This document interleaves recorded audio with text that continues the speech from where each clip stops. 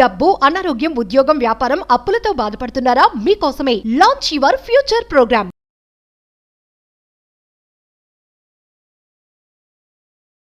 Sir నేను ఒక సమస్య ఫేస్ చేస్తున్నాను సార్. అంటే అది సమస్య అనాలో అది ఏమనాలో నాకైతే తెలియటం లేదు సార్. అది నేను చెప్పుకోలేకపోతున్నాను సార్. ఇంకా ఈ ప్రోగ్రామ్ నేను రెగ్యులర్ గా చూస్తుంటాను. ఎందుకో సార్ నాకు ఇది షేర్ చేయాలి, దీని గురించి ఒక నిర్ణయం తీసుకోవటానికి నాకు తెలియటం లేదు సార్. ఎందుకంటే మా రిలేటివ్స్ కానీ ఎవరు కూడా నాకు సజెషన్ ఇచ్చే వాళ్ళు ఎవరు కూడా లేరు సార్. అందుకనేసి నేను కాల్ చేశాను సార్. దయచేసి కొంచెం వినడానికి నా కోసం కొంచెం టైం ఇవ్వండి సార్ ప్లీజ్. చెప్పండి అమ్మా వీణా గారు. చెప్పండి, మీ ప్రాబ్లం ఏంటి, అసలు ఏంటి, మీరు ఏం ఎక్స్పెక్ట్ చేస్తున్నారు, అసలు ఏం జరుగుతుంది? మేడం, మాది ఒక చిన్న ఫ్యామిలీ మేడం. నేను, హస్బెండ్, 2 పిల్లలు ఉంటాము. మేము మంచిగా మా ఫ్యామిలీ బాగా జరుగుతుంది. అంటే మా హస్బెండ్ కూడా మంచి ఉద్యోగం చేస్తున్నారు. బాగుండే వాళ్ళం మేడం. ఒక 2 years నుంచి చాలా కష్టాలు పడుతున్నాం మేడం. ఎందుకంటే ఒక సిచ్యువేషన్ ఒకటి మా లైఫ్ లో అనుకోకుండా ఒకటి జరిగింది మేడం. అదేంటంటే మా హస్బెండ్ కు 2 కళ్ళు ఒక యాక్సిడెంట్ లో పోయాయి మేడం.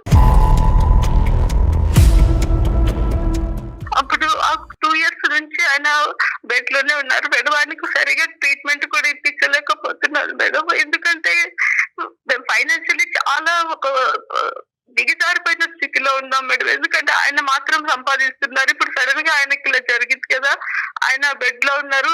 2 పిల్లలు చూస్తే చిన్న వాళ్ళుగా ఉన్నారు మేడం. వాళ్ళు స్కూల్ కి వెళ్ళే పిల్లలు మేడం. నాకు ఎవరు కూడా సపోర్ట్ చేసే వాళ్ళు ఎవరు లేరు మేడం. మీ వయసు ఎంత అమ్మా? పిల్లల వయసు ఎంత? మీ వారి వయసు ఎంత? ఎంతకాలం అయింది పెళ్ళి? సార్ మా వారి వయసు 41 సార్. మీదమ్మా? నాకు 34 ఉంది సార్. 34. పిల్లలమ్మా? పిల్లలు ఒకరు 12 సంవత్సరాలు ఒకరు ఉన్నారు సార్. ఇంకొకరు 14 years ఒకరు. ఓకేనమ్మా. మీరు చాలా సంవత్సరాలు బట్టి బెంగళూరులోనే సెటిల్ అయ్యి ఉన్నారు. మీరు చదువుకున్నారా వీణా గారు? నేను చదువుకున్నాను సార్. నేను డిగ్రీ చేశాను సార్. కానీ ఎక్కడ నేను జాబ్ అయితే నేను చేయలేదు సార్. చేసే అవసరం నాకు రాలేదు సార్. అతనే చేసేవారు. అంటే పిల్లలు కరెక్ట్ గా వయసుకు వచ్చి ఉండాలి. ఇప్పుడు మీ వారైతే కనుక కంటిన్యూస్ గా జాబ్ లోనే ఉన్నారు. బిజినెస్ కాదమ్మా అతను చేసే జాబ్. ఆయన చేసే జాబ్ సార్ అది ఒక సెమీ గవర్నమెంట్ లాగా ఉంది సార్. అదే కంపెనీ. దాంట్లో చేస్తున్నారు. ఆయనకు 40,000 వరకు శాలరీ వస్తుంది సార్. అప్పుడు సమస్య ఏంటండి చెప్పండి మేడం. సమస్య ఇప్పుడు ఆయన జాబ్ కు వెళ్ళట్లేదు. ఇంకా మాకు ఇల్లు జరగడం చాలా కష్టం అయిపోయింది మేడం. ఇంకా నేను కూడా కొన్ని చోట్ల అక్కడ ఇక్కడ ప్రయత్నాలు చేశాను, కానీ చాలా తక్కువ శాలరీ ఇస్తామంటున్నారు. అలాగే మా హస్బెండ్ ఎక్కడ వర్క్ చేస్తున్నారో వాళ్ళని నేను కాంటాక్ట్ అయ్యాను మేడం, అప్రోచ్ అయ్యాను. వాళ్ళు ఏం చెప్పారంటే వాళ్ళు జాబ్ ఇస్తామన్నారు సార్. నేను వెళ్ళి కలిశాను సార్ GM గారిని. Very good. వాళ్ళు GM గారు నా ప్రొఫైల్ అన్ని చూశారు. నేను కూడా డిగ్రీ చేశాను కదా, చూశారు. వాళ్ళు ఓకే మేము మీ ఫ్యామిలీకి మేము సపోర్ట్ ఇస్తాము, మీకు జాబ్ ఇస్తాము అనేసి వాళ్ళు ఒప్పుకున్నారు సార్. వాళ్ళు శాలరీ అమ్మా, శాలరీ మాట్లాడారా? సార్ శాలరీ కూడా ఒప్పుకున్నారు సార్. అంటే నా స్కిల్స్ అవే వాళ్ళు ఇంటర్వ్యూ చేశారు సార్. వాళ్ళకు నచ్చినారు. అంటే నా పర్ఫార్మెన్స్ వాళ్ళకి నచ్చింది సార్. అలాగే శాలరీ కూడా 60+ వరకు ప్లస్ నుంచి శాలరీ స్టార్ట్ అవుతుంది. స్టార్టింగ్ ఎందుకమ్మా ఎక్కువ ఎందుకు ఇస్తున్నారు మీకు?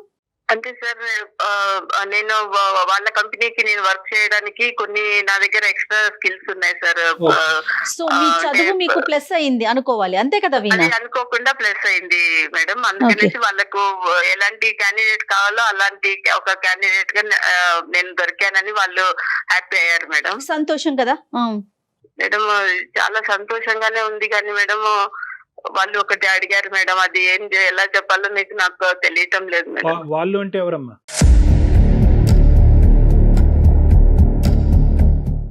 అది మేనేజ్మెంట్ GM గారు అండి. GM గారు. ఓకే. ఏం అడిగారమ్మా? లంచం అడిగారా? లేదు సార్, లంచం ఏం అడగలేదు సార్. ఎందుకంటే మా దగ్గర డబ్బులు లేవు కదా సార్. వాళ్ళకి తెలుసు మేము చాలా ఫైనాన్షియల్లీ డౌన్ పొజిషన్ మాకు ఉంది తెలుసు సార్. వాళ్ళు లంచం ఏం అడగలేదు సార్. వాళ్ళు సంకోచించకుండా చెప్పండి అమ్మా. అంటే సార్ అది ఏదైనా చెప్పాలో తెలియటం లేదు సార్.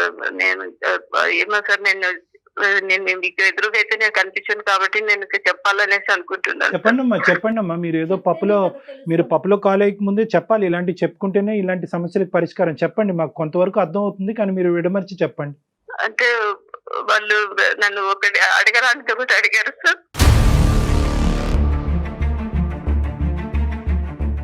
ఒక కమిట్మెంట్ అడుగుతున్నారు సార్.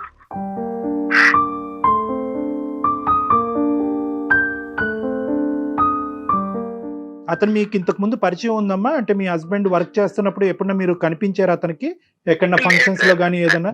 ఎప్పుడు చూడలేదు? లేదు సార్, నేనైతే ఎప్పుడు అంటే మా హస్బెండ్ కు సంబంధించి అక్కడ కంపెనీలకు వెళ్ళడాలి అలాగే నేను ఎప్పుడు వెళ్ళలేదు సార్ ఇంతవరకు. అంటే నేను ఫస్ట్ టైమే నేను వాళ్ళని మీట్ అయినాను సార్. అంటే జాబ్ విషయంలోనే నేను వాళ్ళని మీట్ అయినాను. ఇంతవరకు నేనైతే ఎప్పుడు చూడలేదు సార్ వాళ్ళని. అమ్మా అసలు లోపల నుంచి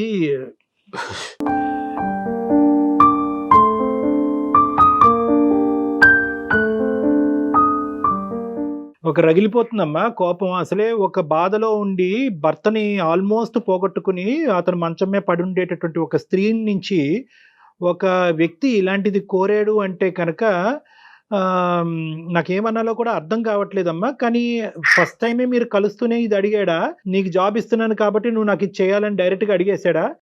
లేదు సార్, ఫస్ట్ నేను వెళ్ళినప్పుడు నాతో మంచిగా మాట్లాడారు. మీకు జాబ్ ఇస్తున్నాము, ఇలాగే 60,000 మీకు శాలరీ ఉంటది అన్ని చెప్పారు సార్.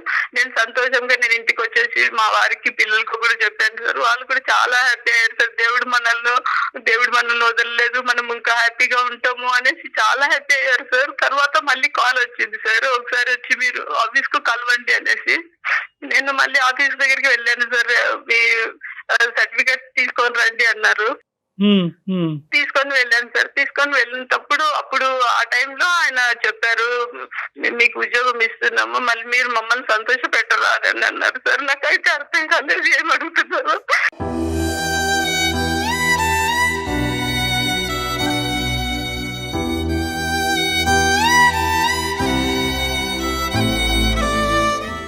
అంటే నేను అన్నాను, అంటే సార్ మేము లంచాలు అవి ఇవ్వడానికి మా దగ్గర ఏం లేదు సార్, మీరు మేము తీర్చుకుంటాము సార్ ఎప్పుడైనా కూడా. ఇప్పుడు ప్రస్తుతం మమ్మల్ని మీరు ఆదుకోండి సార్, లంచం అయితే మేము ఇవ్వలేము సార్ అని అన్నాను సార్. అంటే ఆయన అన్నాను, మేము లంచం అడగడం లేదు, ఒక కమిట్మెంట్ అడుగుతున్నాము, మీకు అర్థమైంది అనుకుంటాను అని చెప్పారు సార్.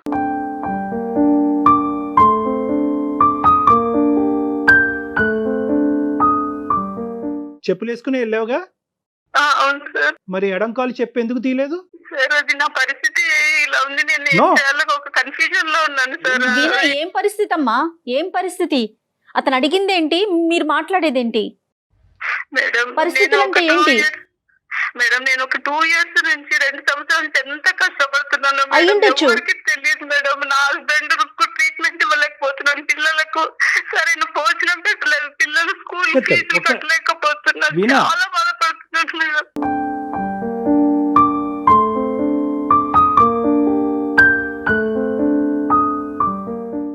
మీ డిసిజన్ మీ చేతిలోనే ఉంది. మీకు ఇష్టమైతేనే మీరు ఈ జాబ్ కూడా మీకు ఇష్టపూర్వకంగా మేము ఇస్తాము, లేకపోతే ఇంకా మీకంటే మంచి క్వాలిఫైడ్ ఉన్నటువంటి లేడీస్ వాళ్ళంతా రెడీగా ఉన్నారు, వాళ్ళకి వెళ్ళిపోతుంది. చూడండి, ఆలోచించుకోండి, మీ ఇష్టము. మేమైతే మాకు కావాల్సింది మేము చెప్పినాము, అది మీ పర్సనల్, మీరు ఆలోచించుకొని మీకు ఉద్యోగం కావాలంటే మీరు ఒక డేట్ మేము ఇస్తాము, ఆ డేట్ కు మీరు మా దగ్గరికి వచ్చేసేయాలి అని చెప్పారు మేడం. తర్వాత ఇంకా నేను చాలా ఆలోచించాను సార్. నేను టైం తీసుకున్నాను, ఒక వారం రోజుల నుంచి ఆలోచిస్తున్నాను. 10 days అయిపోతా ఉంది ఆలోచిస్తున్నాను. వాళ్ళు నన్ను ఇంకా నెక్స్ట్ మంత్ 1st నుంచి వచ్చి జాయిన్ అవ్వాలి సార్ జాబ్ కు అని చెప్పారు. సారీ వీణా, నీకు అడ్డుపడుతున్నానమ్మా, తప్పుగా అనుకోవద్దు. ఆలోచించడం అంటే ఏంటమ్మా? అంటే ఉద్యోగం తీసుకుని ఆడు కమిట్మెంట్కి అగ్రీ అవ్వాలనా, లేదంటే మర్నాడు వెళ్ళి చెప్పించుకుని కొట్టాలనా, లేదంటే వాడితో ఎటువంటి కమ్యూనికేట్ చేయకుండా ఇంకోటి ఏదో నీ స్థాయికి నీ డిగ్రీకి తగ్గట్టు 20,000 వచ్చినా చాలు అనేటటువంటి ఉద్యోగానికి పోవాలన్నా? ఆలోచించడం అంటే ఆ 10 రోజుల పాటు ఏం ఆలోచించావు నాకు ఒక్కసారి చెప్పు. సార్ నేను ఏం ఆలోచించానంటే, ఇప్పుడు నేను ఉండే పరిస్థితుల్లో నాకు 10,000, ఒక 20,000 అలాంటి శాలరీస్, అలాంటి జీతం అయితే నాకు సరిపోదు సార్. ఎందుకంటే మా వారికి పెద్ద ట్రీట్మెంట్ ఉంది సార్, 2 కాళ్ళు లేవు కాబట్టి. నీ వ్యక్తిత్వానికి ఎంత వెలకడతావమ్మా? వీణా ఒక్క నిమిషం, నీ వ్యక్తిత్వానికి, నీ పర్సనల్ ఇంటిగ్రిటీకి, ఒక స్త్రీకి ఉండేటటువంటి గౌరవప్రదమైనటువంటి ఒక స్థానానికి, ఒక తల్లికి ఉండేటటువంటి పొజిషన్కి, గౌరవనీయులైనటువంటి ఒక భార్యగా ఉండేటటువంటి పొజిషన్కి ఎంత వెలకడతాం? 20,000, 30,000, ₹1,00,000, 2 లక్షల?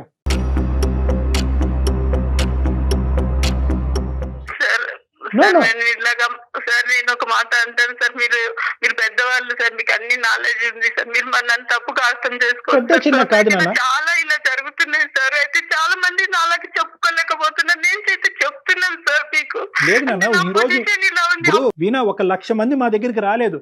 మా దగ్గరకు వచ్చినటువంటి ఆ 1,00,000 మందిలో ఒక స్త్రీ వీణ అనేటటువంటి వ్యక్తిని వచ్చినప్పుడు ఆ అమ్మాయి యొక్క అమాయకత్వం లేదంటే ఇమోషన్స్ లో తీసుకునేటటువంటి నిర్ణయాన్ని కడిగి పారేయవలసినటువంటి బాధ్యత మా మీద ఉంది. కాబట్టి నేను నీతో ఇంత గట్టిగా మాట్లాడుతున్నాను. 10 రోజుల పాటు ఆలోచించిన వీణ ఏ నిర్ణయం తీసుకున్నది చెప్పండి. సార్ నేను చెప్తున్నాను సార్, మీరు సార్ నన్ను ఎలాగ అనుకుంటారో, నేను ఒక చెడ్డదాన్ని అనుకుంటారో, No. ఏమనుకుంటారో మరి నాకైతే తెలియదు సార్. నేనైతే నా కుటుంబం కోసం చేయాలనుకుంటున్నాను సార్. నా కుటుంబం, నా భర్త అంటే మీకు- మమ్మల్ని ఎంతగానో ప్రేమించిన మా భర్త ఈ రోజు మంచంలో ఉన్నాడు. ఆయనను చూసుకోవాల్సిన Yes. బాధ్యత నాకుంది ఎస్ సార్. అమ్మ, నీ గురించి ఏమనుకుంటాం అనేటటువంటి మ్యాటర్ తీసి పక్కన పెట్టండి. మీరు తీసుకున్న నిర్ణయం ఏంటో ఒకసారి చెప్పండి. అవిటితనంతో బాధపడుతున్న నీ భర్త నీ గురించి ఏమనుకుంటాడు అనేది తర్వాత సబ్జెక్టు. నువ్వు ఏం నిర్ణయం తీసుకున్నావు, ఎందుకు నేనైతే తీసుకున్నావు? దానికి ఒప్పుకోవాలనేసి నిర్ణయం అయ్యో తీసేసుకున్నాను సార్ దేవుడు. already.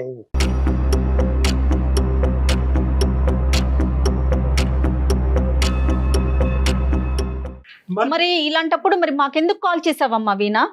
మెయిల్ ఎందుకు పెట్టారు మీరు? అంటే మీరు చేసేదాన్ని ప్రోత్సహించాలని చేశారా? ఓకే అమ్మా, వెరీ గుడ్, కంగ్రాట్స్ అని చెప్పేసి డాక్టర్ గారు నేను చెప్తాననుకున్నారా? లేదు మేడం, నాకు అలాంటి ఉద్దేశం లేదు మేడం. ఇది నేను ఎవరితో షేర్ చేసుకోలేకపోతున్నాను మేడం. నా ఇంట్లో నా భర్తను చూస్తే నాకు దుఃఖం కాదమ్మా, నువ్వు వస్తుంది. షేర్ చేసుకోవటం కోసం చేసావా, సలహా కోసం చేసావా? ఇప్పటి వరకు 12-13 సంవత్సరాల పాటు అబద్ధం ఆడినటువంటి నీ భర్త మంచం మీద కూర్చుని, ఏవండి నేను ఇలా 60,000 జీతం తీసుకునే ఉద్యోగం తీసుకోబోతున్నాను, దానికి ఈ కమిట్మెంట్ కూడా ఉంది అని చెప్పే దమ్ము ధైర్యం నీకు ఉందా నాన్న?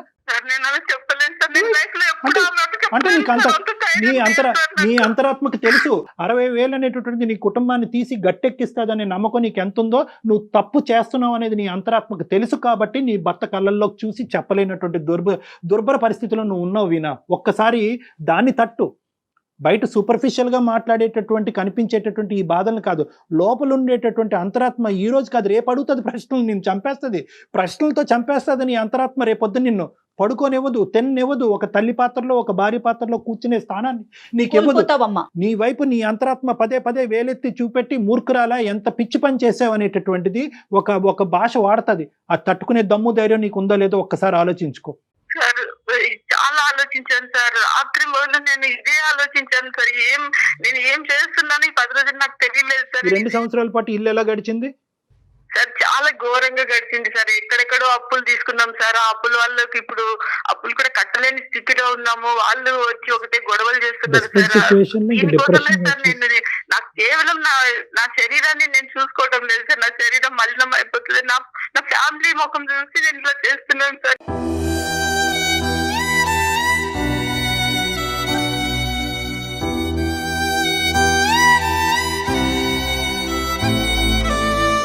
సార్ నేనైతే ఇది నా రిలేటివ్స్ కు ఎవరికి, నా ఫ్రెండ్స్ కి ఎవరికి ఎవరికి కూడా చెప్పలేవు ఈ matter చెప్పలేవు, చెప్పలేదు సార్. చెప్పేటటువంటి పరిస్థితి కాదు, చెప్పగలిగేటటువంటి సమాజంలో మనం లేము, చెప్పేటటువంటి వ్యక్తిత్వం నీది కాదు కాబట్టి చెప్పలేవు, అది మనకు తెలుసు. That is a different story. కానీ ఈరోజు నా కుటుంబం గురించి నా పిల్లలు నా భర్త గురించి అంటున్నావు కదా, రేపొద్దున వాళ్ళే చీకొడతారు. చీకొట్టే పరిస్థితి వస్తే కనుక తట్టుకోగలవా? కేవలం డబ్బులు ఒకటేనా ఇక్కడ సమస్య? అప్పులు తీర్చటం ఒకటేనా ఇక్కడ సమస్య? ఈ డబ్బులు కావాలి, అప్పులు తీర్చాలి అనేటటువంటి దారి ఇది ఒకటేనా దారి? ఒళ్ళు అమ్ముకుంటేనేనా? సారీ ఇలా మాట్లాడుతున్నాను, తప్పుగా అనుకోకండి. ఈరోజు మీ శరీరాన్ని పణంగా పెట్టారు మీరు అక్కడ. మీ శరీరాన్ని, మీ వ్యక్తిత్వాన్ని, మీ ఇంటిగ్రిటీని, మీ గౌరవాన్ని, మీ కుటుంబ ప్రతిష్టని, పరువుని అన్నిటిని ఈరోజు పణంగా పెట్టారు. ఇంకో సంవత్సరం అయినా పస్తులు ఉండొచ్చేమో కానీ దయచేసి ఇటువంటి నిర్ణయానికైతే మాత్రం రాకండి అమ్మా. చాలా బాధగా ఉంది, గుండె రగిలిపోతుంది. దానికి పైపెచ్చు 10 రోజులు ఆలోచించేశానండి, 11వ రోజు నిర్ణయం తీసేసుకున్నానండి. అయినా కానీ మీకు ఒకసారి చెప్పాలి కదా, ఎవరికి చెప్పుకోలేదు కాబట్టి మీకు చెప్పుకున్నాను. మా కళ్ళల్లో నీ పరువు ఏంటి అనేది ఇంపార్టెంట్ కాదమ్మా. రేపొద్దున మీ పిల్లలు, మీ భర్త మిమ్మల్ని ఎలా చూడబోతున్నారు అనేటటువంటిది మోస్ట్ ఇంపార్టెంట్ ఆస్పెక్ట్. ఈ రోజు ఇక్కడ నిర్ణయం తీసుకున్న తర్వాత మా దగ్గరికి రావటం ఏంటమ్మా? ఎందుకు తీసుకున్నారు అలాంటి నిర్ణయం? మీ తల్లిదండ్రులు ఎందుకు నిన్ను కని పెంచి పెద్ద చేసి ఒక గౌరవప్రదమైనటువంటి ఒక ఇంట్లోకి ఎందుకు పంపించారు? ఎందుకు వెనక ముందు ఎందుకు ఆలోచించట్లేదు మీరు? బహుశా మీరు ఏమైనా డిప్రెషన్లో ఉన్నారా? ఒక భావోద్రేకంలో ఉన్నారా? ఆలోచన శైలి కోల్పోయారా? మీ ప్రశ్న మీరే అడుక్కుని మీ సమాధానం మీరే చెప్పుకుంటున్నారా? నేను ఈ నిర్ణయం నేను తీసుకున్నాను సార్. తీసుకోవడం వల్ల ఒకవేళ ఫ్యూచర్ లో నాకు ఇంకా ఏదైనా నాకు ఎఫెక్ట్ జరుగుతుందా, నా పిల్లల పైన ఇది ఏదైనా ప్రభావం ప్రభావం చూపిస్తుందా? అది మేము లేకపోతే చెప్పాలా features వీణా? అని ఇది నాకు ఆలోచన చాలా ఎక్కువ అయిపోయింది మేడం. ఏం చేయాలి? వీణా గారు ఒక్కసారి వినండి. ఆ విషయం ఇంకొకరు చెప్పాలా అండి? ఫ్యూచర్లో ఏదైనా ఎఫెక్ట్ అవుతుందా? పిల్లల వైపు నుంచి ఏదైనా వ్యతిరేకత వస్తుందా? సమాజం నుంచి కానీ, మీ భర్త వైపు నుంచి కానీ, కుటుంబ సభ్యుల నుంచి కానీ వ్యతిరేకత వస్తుందా అనే విషయం ఇంకొకరు చెప్పాలా? ఎవరు అక్కర్లేదమ్మా. మీరు ఒక మూడో వ్యక్తి స్థానంలో నిలబడి మీ అక్కో, మీ చెల్లో, మీ తల్లో, మీ బెస్ట్ ఫ్రెండ్ ఈ పని చేసేటట్టయితే కనుక ఏం మీరు చెప్తారు? యాక్సెప్ట్ చేస్తారా? మీరేం చెప్తారు? సార్ ఇప్పుడు నేను కరోనా టైం కంటే కొంచెం ముందు మా హస్బెండ్ కు యాక్సిడెంట్ జరిగింది సార్. తర్వాత నుంచి కరోనా స్టార్ట్ అయింది. ఓకే. అప్పుడు ఆ టైంలో ఆ కరోనా టైంలో సిచ్యువేషన్స్ టీవీలో ఇవన్నీ చాలా చూసాం సార్. అంటే చనిపోతే ఆ శవాలను తీసుకెళ్లి వాటర్ లో పడేయడము, అంటే వాళ్ళని ధన సంస్కారాలు చేయకుండా ఇంట్లో వాళ్ళని చూడకుండా ఇవన్నీ చూసినప్పుడు సార్ నాకేమనిపించింది అంటే ఈ శరీరము చనిపోయిన తర్వాత దీనికి ఒక 1 రూపీ కూడా వాల్యూ లేదు కదా. కనీసం బట్టలు కూడా కడతారో లేదో తెలియదు కదా మనకైతే. ఆ కరోనా టైంలో ఎంతో మంది చనిపోయారు డాక్టర్ గారు, మీకు తెలుసు కదా. ఎంతో మంది ఎలాగ పడేశారు, వాళ్ళ ఫ్యామిలీలకు కూడా చూడలేని ఫ్యామిలీ కూడా వెళ్ళి చూడలేకపోయారు కదా. ఇలాంటి శరీరం కోసం నేను ఎందుకు ఇంతగా బాధపడాలి? ఈ శరీరం అక్కడ శరీరాలు పోయినాయి, కానీ శరీరాలు చాలా కొట్టుకుపోయినాయి, చాలా మంది చనిపోయారు, దిక్కులేనటువంటి చావులు చాలా మంది చచ్చిపోయారు. కానీ వ్యక్తిత్వాన్ని, ఆలోచన శైలిని, కుటుంబ పరువుల్ని తాకట్టు పెట్టుకునేటటువంటి పరిస్థితి ఎవరికి రాలేదమ్మా. అది డిఫరెంట్ స్టోరీ. నువ్వు అనవసరంగా ఎక్కువ ఆలోచించి కన్ఫ్యూజ్ అవుతున్నావు. మీ వ్యక్తిత్వం ఇంపార్టెంట్. ఇదే శరీరాన్ని మీరు ఎప్పుడూ అమ్మేసుకుని ఉండేవచ్చు. కాదు కళ్యాణ్ గారు, ఇప్పుడు తను తీసుకున్న నిర్ణయానికి మిగతా అన్నిటిని ఆపాదించుకొని ఇది కరెక్టే అని తనకు తాను స్వాంతన పొందుతున్నట్లు అనిపిస్తోంది నాకు. ఇప్పుడు మీ లోపల, అవును మేడం, ఇప్పుడు ఏమవుతుంది అంటే కనుక మీ లోపల ఒక డిఫెన్స్ మెకానిజం ఉందమ్మా. అదే ఈ రోజు మాకు ఫోన్ చేయించింది. పచ్చిగా చెప్పాలి అంటే మీ లోపల ఉండేటటువంటి అంతరాత్మ, ఇన్నర్ కాన్షియస్ ఏదైతే ఉందో, సిక్స్త్ సెన్స్ అంటా ఉంటారు కదా, అది చేసింది. మీరు చేయలేదు ఫోన్. ఇది అతను ఎవరైతే మీ జిఎం ఉన్నాడో ఆ మహానుభావుడు, వాడికి ఒక నమస్కారం అమ్మా. చాలా మందికి నమస్కారాలు పెట్టాలి. అలా అయితే అలా కాదు. మీరు ఇప్పుడు వాడు ఎవడైతే ఉన్నాడో ఈ 2 సంవత్సరాల పాటు మీ భర్త లేనటువంటి స్థానాన్ని భర్తీ చేయటం గురించి ఎంతమందికో చేపలకు ఎరేసినట్టుగా ఎరేసాడు. చాలా మందికి ఎరేసాడు. కానీ ఈ ఎరలో పడేటటువంటి వాళ్ళు ఎలాంటి వాళ్ళు అంటే కనుక, ఏ స్త్రీ కూడా కావాలని చెప్పి తన యొక్క శరీరాన్ని వెళ్ళి అక్కడ తాకట్టు పెట్టదమ్మా. మీలాంటి డెస్పరేట్గా దిక్కుతోచనటువంటి పొజిషన్లో, డిప్రెషన్లో ఉండి ముందు నుయ్యి వెనకతలు గొయ్యి ఉండేటటువంటి మీలాంటి స్త్రీలు పడేటటువంటి మీలాంటి వాళ్ళు పడేటటువంటి దాంట్లోనే అతను ఒక వల పనుకుని అక్కడ కూర్చున్నాడు. నువ్వు వెళ్ళి అందులో పడ్డావు. కాబట్టి నిన్నేం చేశాడంటే రోడ్ బ్లాక్ చేశాడు, శాండ్విచ్ చేశాడు. నువ్వు కాకపోతే వేరే అమ్మాయి వస్తుంది, ఈ అమ్మాయి కాకపోతే వేరే అమ్మాయి వస్తుంది అంటే ఏంటి, మిమ్మల్ని సైకలాజికల్గా ఎలా మారుస్తున్నాడు అంటే కనుక, శరీరం అప్పచెప్పేటటువంటి వాళ్ళలో లిస్ట్లో నువ్వు ఒక్కదానివే లేవు, చాలా మంది ఉన్నారు. సో వాళ్ళందరూ చేయగా నువ్వు తప్పు చేయటంలో తప్పు లేదు, నీ కుటుంబాన్ని నువ్వు చేస్తున్నావు అనేటటువంటిది ఒక గిల్ట్ ఫీలింగ్ నీలో రెచ్చగొట్టేటటువంటి ప్రయత్నం చేశాడు. సో అందులో నువ్వు పడ్డావు. ఇక్కడ ఇలాంటి మగాళ్ళు లేకుండా ఉండేటటువంటి ప్రపంచాన్ని నువ్వు ఊహించుకోవటం కష్టం. కానీ అట్లీస్ట్ నీ సెన్సిబిలిటీ ఉపయోగించు.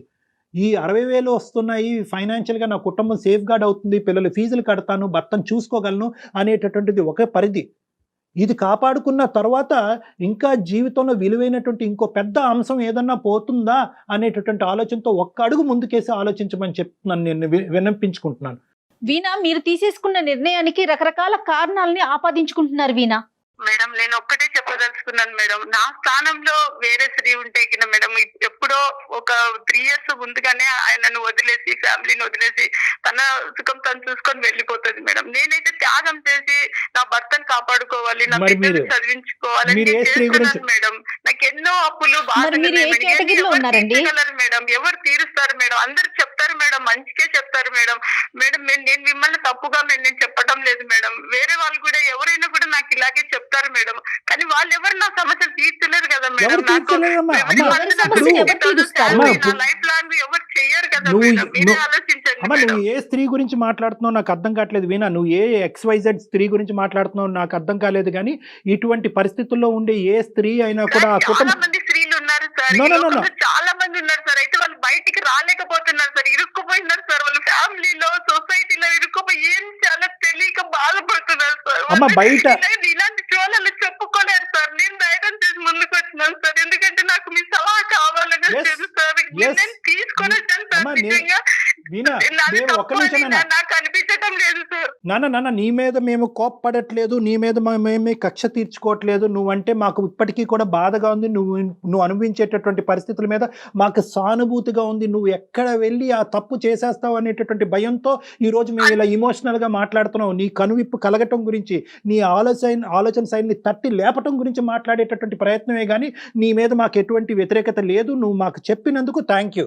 ఎందుకంటే కనుక ఈరోజు నిన్ను కాదు, మీ మొత్తం కుటుంబాన్ని కాపాడేటటువంటి పెద్ద బాధ్యత మేము తీసుకున్నందుకు మేము ఆనందపడుతున్నాం ఈరోజు.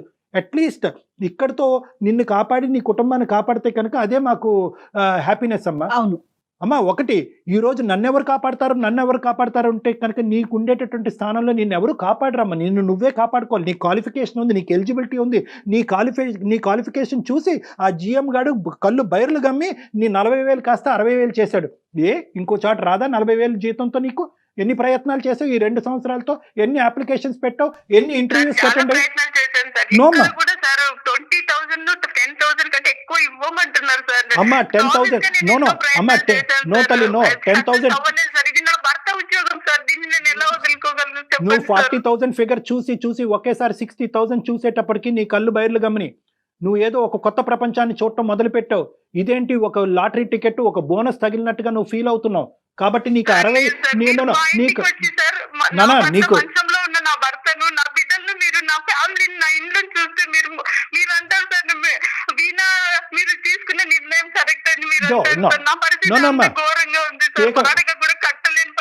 నా పీక మీద కత్తి పెట్టినా నేను చెప్పనమ్మా అది కరెక్ట్ డెసిషన్ అని చెప్పి. నా పీక మీద కత్తి పెట్టినా కూడా నువ్వు తీసుకున్న డెసిషన్ కరెక్ట్ అని చెప్పట్లేదు. ఎందుకంటే దుర్భర పరిస్థితి నీకు ఉంది, నేను అది కాదనట్లేదు. అది నీ బాధ మాకు లేదు కాబట్టి ఈ స్థానంలో కూర్చొని మేము బిగ్గరగా గట్టిగా మాట్లాడుతున్నాం. నువ్వు చూసేటటువంటి వాళ్ళు చాలా మంది అనుకోవచ్చు. But at the end of the day అమ్మ నీకు పరిష్కారం లేదు అని కాదమ్మా. నేను చెప్పేది ఒక 2 నిమిషాలు విను. నీ ఫిక్స్డ్ ఐడియాతో నువ్వు మాట్లాడేటట్టు అయితే కనుక నీ మాటలోనే ఇంకా కొట్టుకుపోతూ ఉంటావు. నువ్వు చాలా ఫిక్స్ అయిపోయి అందులోకి ఏదో విధంగా దూరిపోవాలి. నెక్స్ట్ మంత్ 60,000 శాలరీ తీసేసుకుని అప్పులు వాళ్ళని అందరికీ కట్టేసి వాళ్ళని దూరం పెట్టేసేయాలి అనేటటువంటి ఫిక్స్డ్ ఐడియాతో మాట్లాడితే ఇంకా నువ్వు ఎంతమందిని నా ప్రపంచాన్ని మొత్తాన్ని కూడా నీ యొక్క ఆలోచన కన్విన్స్ చేసేది మమ్మల్ని కాదు, నీ మనస్సాక్షిని కన్విన్స్ చేసుకో. నేను మళ్ళీ చెప్తున్నాను, అది రేపొద్దున నీ పిల్లలతో సహా నీ భర్తతో సహా ఎంతో కాలం కూడా ఈ గిల్ట్లో నువ్వు ఇది సీక్రెట్ కింద దాయలేవమ్మా. ఏదో రోజు నీ మనసు విప్పి మాట్లాడుతావు, ఇంకోళ్ళ ద్వారానో ఇంకో విధంగానో వాళ్ళకి తెలుస్తుంది. అప్పుడు నీ పరిస్థితి ఏంటి అనేటటువంటిది ఆ మెత్తెక్కి కూడా ఆలోచించు. నేనేమనుకుంటున్నాను సార్, ఇలాంటి పరిస్థితి ఒక రోజు ఒకవేళ వస్తే వాళ్ళు నన్ను తప్పకుండా అర్థం చేసుకుంటారు. కుటుంబం కోసము, మా కోసము, మా తల్లి అర్థం చేసుకోరమ్మా. ఎవరు ఒప్పుకుంటారమ్మా? అమ్మ నువ్వు ఇల్లు ఒళ్ళు శరీరాన్ని అంతా అమ్ముకుని మమ్మల్ని కాపాడినందుకు నువ్వు దేవతమ్మ అని చెప్పి నీ కాళ్ళ మీద పడి పూజిస్తారనుకున్నావు మహాతల్లి? నిన్ను ఏం మాట్లాడుతున్నావు అమ్మ నువ్వు? సార్ వాళ్ళు ఒకవేళ సరే సార్ మీరు అన్నట్టు వాళ్ళు నన్ను యాక్సెప్ట్ చేయకపోయినా పర్వాలేదు సార్, వాళ్ళ కోసం త్యాగం చేస్తారా? నా కుటుంబం కోసం చేసినాను అనేసి. వీణ ఒకటి, నీ బాధ నాకు పూర్తిగా అర్థమైంది. నీకు ఉండేటటువంటి ఏ విధంగా ఎంత బాధని ఎంత శోకాన్ని నువ్వు అనుభవిస్తే కనుక ఈరోజు ఇక్కడి వరకు దిగజారిపోయి నువ్వు మాట్లాడుతున్నావు అన్నది మాకు అర్థమవుతుంది. కానీ ఒక్కసారి నా మాట విను. ఈరోజు నువ్వేమంటున్నావు, జాబులు వస్తున్నాయండి కానీ ఏదో ఆ 10,000 20,000కి వస్తున్నాయి, ఆ 10,000 20,000తో నేను ఎలా అండి సర్దుకుపోను అనేటటువంటి మాట నువ్వు అంటున్నావు. కానీ ఇక్కడ చాలా ఇంపార్టెంట్ పాయింట్ ఏంటంటే ఆ 20,000 ఈరోజు మాకు 20 లక్షల్లా కనిపిస్తుందమ్మా నీ 60,000 కంటే. నీ 60,000 కంటే కనుక ఆ 20,000 నీ వ్యక్తిత్వాన్ని, నీ జీవితాన్ని, నీ ప్రపంచాన్ని, నీ లోకాన్ని కాపాడేటటువంటి 20,000. ఆ 20,000 అలా కాపాడుకుంటూ పోతే ఆ ఎక్స్పీరియన్స్ ఉపయోగించుకుంటే కనుక ఒక 6 నెలల తర్వాత వేరే చోట అప్లై చేస్తే 30,000 వస్తుందమ్మా. మేము ప్రపంచాన్ని చూసామమ్మా. ఒకేసారి 30,000ని కాపాడుకుంటూ ఒక 2-3 కోర్సులు చేసుకుంటూ నీ కరికులం బయటని కొద్ది బిల్డప్ చేసుకుంటే 40,000 వస్తాయమ్మా. తర్వాత 60,000 వస్తాయమ్మా. ఒక 2 సంవత్సరాల్లో 1,00,000 వస్తుందమ్మా. ఇది ప్రపంచం. మనకు వచ్చే 20,000 10,000తోనే మీరు అంటున్నారు కదా సార్ పెరుగుతాయని. మరి నా భర్త కాళ్ళు రావాలి, ఆయన కాళ్ళు నేను ఆపరేషన్లు సర్జరీలు చేపించాలంటే లక్షల్లో తీసుకుంటారు సార్. హాస్పిటల్లో ఖర్చులన్నీ మీకు తెలుసు సార్ ఎలా ఉంటాయి అనేది. మరి నేను ఆ వేళ్లతో నా ఇల్లు గడుపుకోవాలి, ఆయనకు ట్రీట్మెంట్ నేను ఎలాగ ఇప్పించగలను సార్? ఆయన నేను నడిపించాలి సార్, ఆయన నడవాలి సార్. ఎందుకంటే ఆయన నా భర్త కాబట్టి. ఆయన కోసం, ఆయన మా కోసం ఎంతో చేశారు, నేను ఇప్పుడు ఆయన కోసం ఏమో చేయాలి సార్. చెడ్డదాన్ని మీరు అన్నా పర్లేదు సార్. నేను అనట్లేదు, నువ్వు చెడ్డదనం అని అనట్లేదు, నువ్వు అమాయకురాలు, ఇది పిచ్చితనం అని ఇందాక నుంచి అందుకే అంటున్నాను. నిన్ను బ్యాడ్ అనట్లేదు, మ్యాడ్ అంటున్నాను. నీకు తెలియట్లే నువ్వు చేసేటటువంటి నీ ఆలోచన తెలియదు. ఒకటమ్మా, ఫైనాన్షియల్ డిమాండ్ బట్టి దిగజారిపోయేటటువంటి దుస్థితికి మన సమాజం ఇంకా పోలేదమ్మా. క్యాన్సర్ ఉందనో, కుంటితనం ఉందనో, అవిటితనం ఉందో అని చెప్పి స్త్రీలు వాళ్ళ యొక్క శరీరాన్ని అమ్ముకోవటం మొదలు పెడితే కనుక మన భూమాత మనల్ని క్షమించదమ్మా. దయచేసి కాసేపు కూల్గా ఉండి ఆలోచించడానికి ట్రై చేయి. నీ యొక్క హస్బెండ్కి బహుశా అతని అవిటితనానికి మీకు ఫైనాన్షియల్గా సపోర్ట్ కావాలి అంటే మనం ఏదన్నా ఒక స్క్రోల్ ద్వారానో లేదంటే ఒక ఫోన్ నెంబర్ డిస్ప్లే చేసో ఎవరన్నా కాంట్రిబ్యూటర్స్ ఉంటే కనుక, ఎవరన్నా పెద్ద మనసుతో ఉండే దాతలు ఉంటే కనుక వాళ్ళందరి ద్వారా మనం కాంట్రిబ్యూషన్ తీసుకొచ్చి మీకు హెల్ప్ చేసేటటువంటి ప్రయత్నం చేద్దాం. దానికి వేరే దారులు ఉన్నాయి. సార్ ఇదంతా నిజంగా అవుతుందంటారా సార్? అంటే క్రౌడ్ ఫండింగ్ ఇవన్నీ నేను కరోనా టైంలో అప్పుడంతా నేను వింటున్నాను సార్, కానీ నిజంగా అలాగా హెల్ప్ చేసే వాళ్ళు వస్తారా? డెఫినెట్ గా ఉందమ్మా. ప్రయత్నానికి మించినటువంటిది ఏమీ లేదమ్మా. నువ్వు తీసుకుపోయేటటువంటి స్టెప్ ముందు పోలిస్తే కనుక ఈ ప్రయత్నాలన్నీ చాలా చిన్న స్టెప్సే. అయితే వీణా ప్రతిదీ ఇలా చిటికేస్తే అయిపోదు, దానికి మన ప్రయత్నం ఉండాలి, పేషెన్స్ ఉండాలి, ఓపిక ఉండాలి. ఇలా తొందరపాటు నిర్ణయాలు తీసుకున్నటువంటి పరిస్థితిలో ఉండాలి. మానసికంగా కుదురుగా ఉండటం అనేది ప్రధానమైనటువంటి అంశం అమ్మా. ఎందుకంటే ఒక సింపుల్ లాజిక్ చెప్తానమ్మా నీకు. ఆ లాజిక్ చెప్పి నిన్ను ఆలోచించుకోమని చెప్పి నిన్ను వదిలేస్తాను. ఇందాక నువ్వు అన్నావు రేపో మాపో నా కుటుంబానికి తెలిస్తే కనుక నన్ను క్షమించి వదిలేస్తారని చెప్పి. అప్పుడు చెప్పేది ఎందుకు? ఇప్పుడు చెప్పు. ఒకసారి మీ హస్బెండ్ చెప్పి చూడండి. కూర్చుని ఏమండి ఇలా చేద్దామండి అని అనుకుంటున్నానని ఒక్క మాట చెప్పు. చెప్పలేరు కాబట్టి తప్పు చేస్తున్నారమ్మా. చెప్పలేరు కాబట్టి తప్పు చేస్తున్నారు. నో, అది ధైర్యం లేకపోవటం కాదు, మీరు తప్పు చేస్తున్నారు కాబట్టి మీరు చెప్పలేకపోతున్నారు మేడం.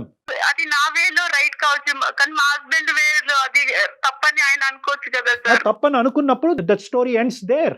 ఫుల్ స్టాప్ పెట్టండి.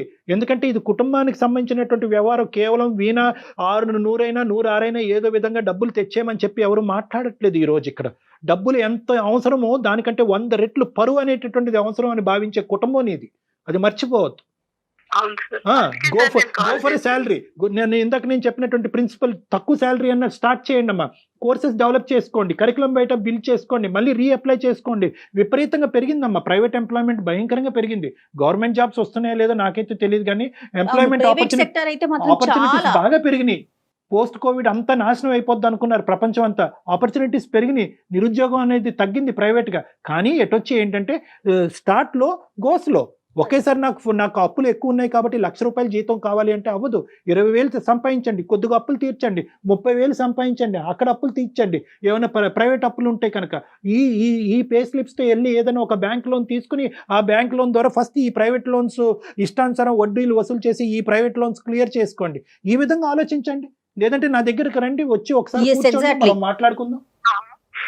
హైదరాబాద్ ఒకసారి రండి వీణా, మీరు ఒకసారి డాక్టర్ గారితో కూర్చుందరు కానీ డాక్టర్ గారు మాట్లాడతారు మీతో పర్సనల్ గా. అదే మేడం, దీని గురించి ఏం చేయాలో తెలియకనే నేను మేడం మీ దగ్గరికి వెరీ గుడ్ మెయిల్ పంపించినాను మేడం. అంటే ఇట్లా ఏదైనా సలహా నాకు ఇస్తారేమో అనే ఉద్దేశంతోనే పెట్టాను మేడం. గుడ్ లక్ అమ్మా. ఆలోచించుకుని ఒకసారి వచ్చి డైరెక్ట్ కలమ్మా. ఈ లోపల జయ గారు క్రౌడ్ ఫండింగ్ గురించి కూడా మేనేజ్మెంట్ తో మాట్లాడి ఆలోచిస్తారు. మీ నంబర్ ఏదైతే సహాయం చేయగలమో చూద్దాము. ఆ ప్రయత్నం కూడా ఖచ్చితంగా మా సైడ్ నుంచి ఉంటుంది. మాకు సహాయం చేస్తానంటే తప్పకుండా నేను మిమ్మల్ని వచ్చి కలుస్తాను సార్. సూపర్. రండి వచ్చి మాట్లాడండి. ఫస్ట్ ఆఫ్ ఆల్ మీకు ఇంకా మంచి అవగాహన అనేటువంటిది వస్తుంది డైరెక్ట్ కలిసినప్పుడు. థ్యాంక్స్ డాక్టర్ గారు. మేడం మీకు కూడా. నమస్తే. Okay, thank you so much Veena. నమస్తే. God bless you. Take care అమ్మా. నమస్తే.